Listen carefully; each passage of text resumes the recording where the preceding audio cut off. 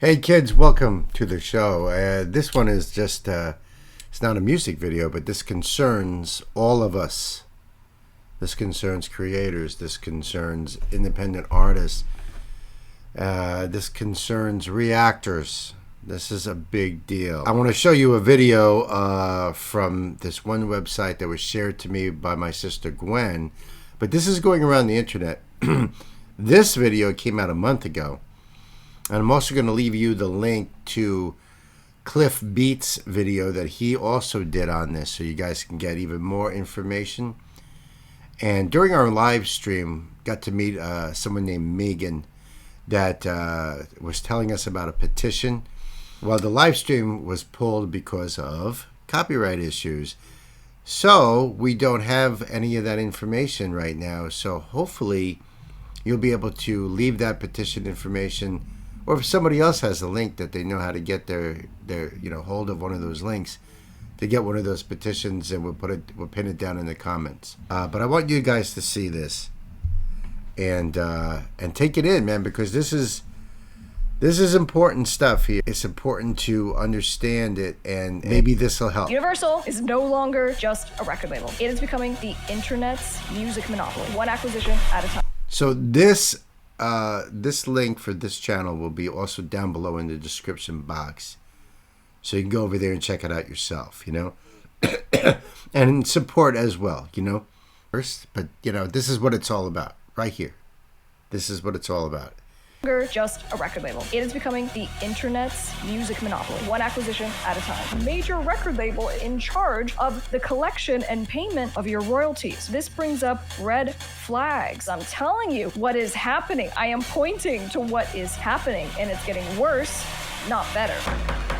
As I was looking at this, I was initially going to say Universal Music Group is quietly trying to take control of the music industry, and I don't think it's quietly anymore. I think they're blatantly trying to take control of the music industry, and now they're infiltrating independent artist platforms. No, this is not an exaggeration, okay? They've been doing this, and now this idea of Universal becoming a monopoly is real. Right now, their market presence just for the US is about 42% as far as the music catalog that they own, the revenue stream that they're taking up, and the fact that they're now starting to encroach on independent artist platforms and spaces. I'm really nervous. They're doing things like suing other competitors in the music business, and they're developing competing AI. And now what we're finding out is that 4 months ago we had heard the news that Universal was in the process of acquiring Downtown. If you guys remember, Downtown Music Holdings is a company that is the parent to CD Baby, right? Music distributor, Songtrust, right? These companies that service independent artists and are basically controlling your royalties. So that means a major record label is now in charge of the collection and payment of your royalties. So about 4 months ago when we covered this, it was $775 million acquisition. And the thing that I said that time is why is no one calling this out as Universal is becoming a monopoly? When we say there is a monopoly, it is a company that is now dominating a particular marketplace, and this brings up red flags because we go, well, monopolies are a really bad thing. And typically the government will kick back and say, for example, this happened with Meta. Do you guys remember this? Meta owns Facebook. Meta purchased Instagram. Meta purchased WhatsApp. And so as Meta continued to try to acquire more and more social media platforms, eventually the Federal Trade Commission, right? So the government stepped in and said, you are not going to do this anymore. And it's because when a company becomes such a giant, it becomes impossible to compete with that company anymore. This was obviously at the end of last year. And I go, why is no one calling out Universal for what it is doing? Because it is not only truly becoming a monopoly in the music market, but once it controls the music business in that it owns the music catalog, but eventually, and that's what's happening right now, eventually it is going to acquire the infrastructure that we all rely on as independent artists. So now we are at the mercy of a corporation in order to even distribute our music. So why does this matter? Yeah, that's the thing, is that you want to be an independent artist. You say, screw the system, screw the labels, I can do this on my own. And right here on my show, we support so many independent artists here. So many bands that reach out to me to help promote their bands because they're not on a label. And now, the biggest label in the world could be controlling everything. Where, you thought you got out of it, and now, nope, they want a piece of your pie. And that's wrong. Mercy of a corporation in order to even distribute our music. So why does this matter? Okay, so going back to the downtown deal, this still hasn't gone through, and it's because it's being scrutinized. Now here's the new thing that just happened. So in the European Union, we have finally someone looking at this. It's not the US just yet, but nonetheless, we have someone in Europe's market being like, you know what, this is concerning. Now it's not a problem yet, because I guess here's the threshold, right? So for the US Federal Trade Commission to consider a company to be a monopoly, you have to hit this 50% threshold. And then it becomes a red flag, and now the Federal Trade Commission will step in and try to stop a company from continuing to acquire all of its competitors. And here's the thing, technically, Universal is not there yet. So Right. Universal is still around that 42% threshold, so we're under that. And then in Europe, I guess the threshold hasn't been met. It's 40%, and it's only 31% for where Universal is at. So the point just being, technically, that's always what happens with these companies. It's always a technicality, right? Like with the lawsuit against Spotify by the Mechanical Licensing Collective and that whole bundling fiasco, right? So you are getting paid less for streams of your songs, and the Mechanical Licensing Collective be like, this is literally what we do. We serve the publishers and the songwriters, and we're telling you, Spotify, that what you're doing is not okay because you are diluting with this whole, oh, we're adding in audiobooks. Oh, it's now bundling. And then they lost on that lawsuit. It got kicked out because of a technicality. And it was in a technicality in the document that controlled the relationship and the royalties. So I go back to this, I go, all right, so technically, right now, by definition, Universal is not a monopoly, but it's a monopoly. And we're always like, oh, the three major record labels, Sony, Warner, Universal. Universal is the biggest record label right now of the world. And they're And we've had most of our problems because of UMG here, of getting strikes, getting videos blocked. And it's amazing how many labels they own. So if you look them up, you can see all the labels they own, and then even those labels own smaller labels. So, I mean, the list is enormous, truly enormous. Universal is the biggest record label right now of the world, and they're consuming all of their competitors. And here's the thing, I was reading an article today. There's some speculation that maybe Universal is becoming really big and maybe we should be concerned, but you know what? Actually, I don't think that's the case. And it's because there's so many competitors, right? For the independent artists. And so you think of like, well, there's Believe that owns TuneCore, and a lot of independents use TuneCore. So because there's competition in the market, that's going to stop Universal from becoming the only player, and that's good enough. And I just totally disagree with that. And it's because of these moves that Universal is very intentionally making. So again, when we go back to that threshold, we go of how much of the market Universal has just purchased and how much of it now they're like, oh no, we're not buying more music catalog, right? So we're controlling the royalties, the revenues, the licensing. They go like with this play on acquiring downtown music, it wasn't acquiring music catalog, they're acquiring the companies that provide the services to everyone else. So Song Trust and the collection of your performance royalties, CD Baby, FUGA, Fuga, right, Curve, these are all of the companies that have and created that infrastructure for independent artists. So they're doing it. So far, they're getting away with it, and this isn't the first time, right? If you guys remember back in 2012, they had this acquisition for EMI, and this was 1.9 billion. And if I remember correctly, there were EU regulators that came in and they forced Universal to divest. They forced them to sell off something like $750 million of their catalog because of this issue. So I think Universal is continuing to grow, continuing to take up the marketplace, but being aware of what these thresholds are to not be technically considered a monopoly, but they are swallowing their competition. They're just being very tactical in how they're doing this. But now here's the thing. Universal has become the new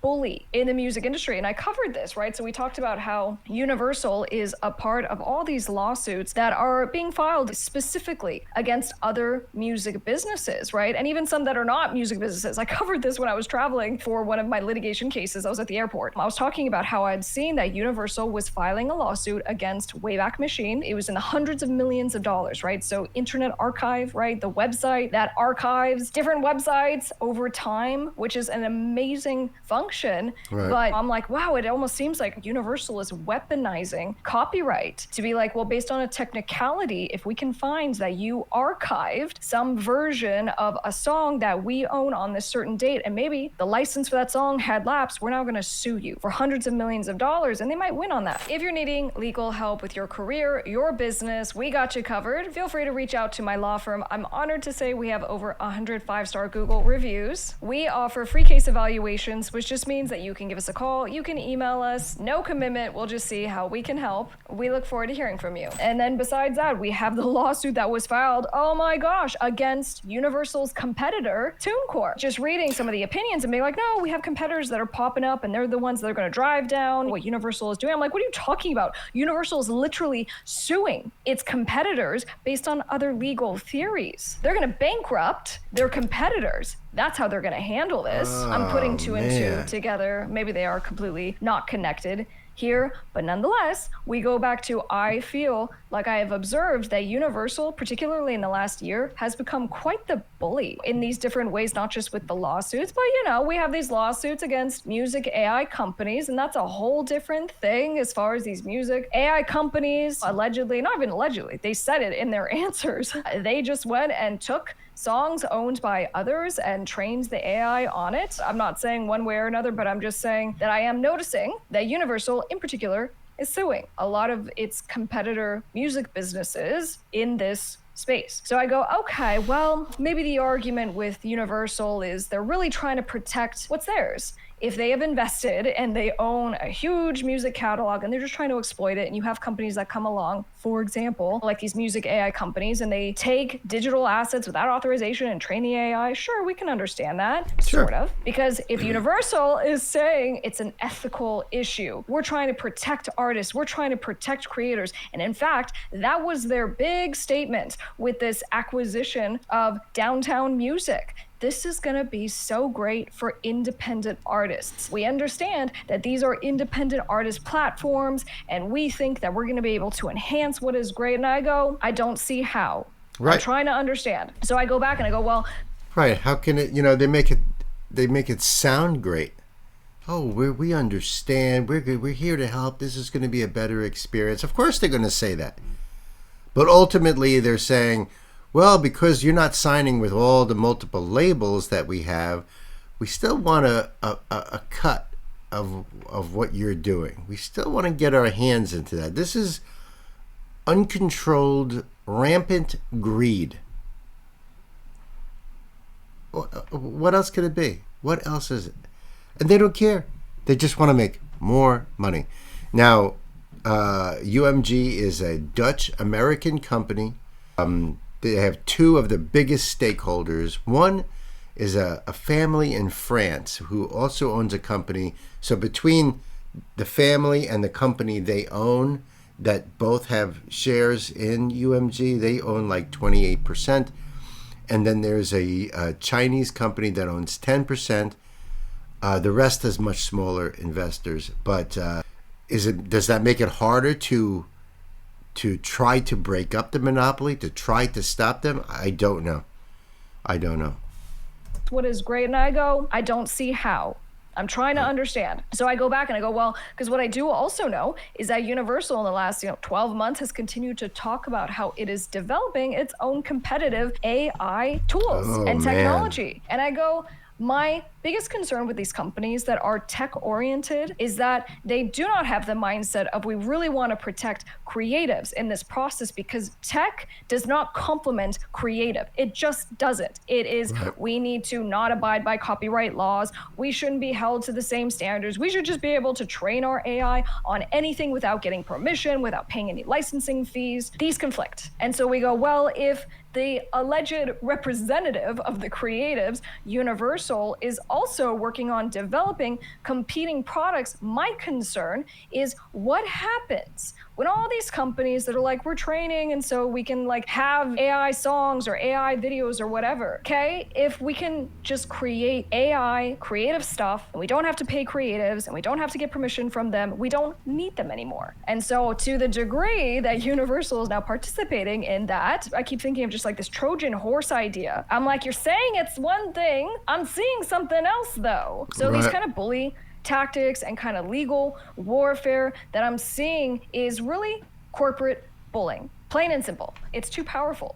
It is already too powerful to compete against. And so as I'm seeing these rivals that should be helping to drive back any kind of monopoly type hold that Universal already has right now and is continuing to gain, I don't see anyone who really would be able to stand up to Universal. And even the government itself is not going to do anything until there's a certain threshold reached, and Universal knows what that threshold is. Universal will just continue divesting and selling off catalogs, so we just never really get to that threshold. So what's the risk for independent artists? And for me, it's as Universal continues to take control of distribution, of publishing, of even AI tech itself, what part can you actually control? So for your actual music career, and the bottom line is that you don't control anything. Let's go to a platform that's not Universal. Well, there's problems with those as well, and we've talked about that. So here's my solution. The only real way for you to protect what you're doing is through DIY, selling directly to your fans. So it's this idea of selling direct, and you can use these platforms like Bandcamp, right? You can use Shopify to sell yourself, and my personal favorite, and I do this, is just my website. So you build a website for yourself where you have full control over the product, over the distribution, over the marketing. No one gets to control the distribution system if you do it yourself. But that also means now, with you building this out, is that you have to be in control of your communication. You have to make sure that obviously you have the social media platform so people know about what's going on. But your email list, making sure that you are actually touching base with the people who care about you. You cannot put the control in these companies' hands, because I'm telling you what is happening. I am pointing to what is happening, and it's getting worse, not better. So you can control your pricing, you can control your lists, your data, and taking ownership, I like to call it this way, taking ownership of your audience is the most powerful thing that you can do for your bottom line. If your bottom line is, I want to connect with people who care about the creative stuff that I am making, what I am saying is the best way to do it. If you want to make the absolute most from your next release, your single, your album, your video, you have to create a system so that the 10, 50, 200 people who care about your stuff have a way to actually support you. If you don't make any way for someone to be like, I want to contribute and pay you something for your song, if you don't give them a way to do that, then you are cutting off a connection with someone who really cares about you and your project, but also you're cutting off revenue unnecessarily. So look, as Universal continues to basically build its empire on the back of artists, and we're continuing to help in so many ways, it's not just Universal. We've talked about these other companies, right? These competitive independent distributors who are saying, hey, why don't you opt into our AI training, and we might like give you a little break off of any revenue that we make. But oh, by the way, you give up your rights. That's it. We're training our AI. You can never pull that back. And you guys, I think that you're starting to really understand the gravity of what we're saying here. Of these companies are now coming in, and these music companies that really should be for you, should be fighting to protect what you are entitled to. Well, they're not. And so what I'm saying is that you need to keep this in mind to protect your intellectual property. I want you to make the most money. I want you to get excited and stay excited about your music career. And we can really do that by having this DIY, sell directly to consumers, sell directly to your fans. demand. So here's the thing, Universal is no longer just a record label. It is becoming the internet's music monopoly. And it's doing that really one acquisition at a time. The bottom line is that if we don't do something right now, then we are just renting space on some corporation's website, distribution system, and oh, by the way, they're also taking a piece of your royalties one way or another. I'm Top Music Attorney. I'll see you on the next one. I think she's awesome. A big thanks to Miss Crystal. That was really cool. See, it's good to know these things. And you know what? I'm worrying about a lot of artists that I cover here that do a lot of covers. That would be Mission Souls, the wonderful family from the Philippines. That's what they do. Dan Vasc. Now, he just released an original song, but a lot of the tunes he does are covers. There's so many musicians out there, so many artists out there that they do their versions, their covers, you know, and we cover them, a lot of them here. That would even be like Voice Play and Jeff Castellucci, and, you know, there's so many that it's really worrisome. So the link for her video will be down below there. Please go over there and support her. Let her, you know your thoughts too. And like I said, I'm going to leave Cliff's down below too. So check his out. I just didn't want to make this video that long that, you know, it would be too long of a video. So check him out. Thanks for watching. Love you guys. See ya.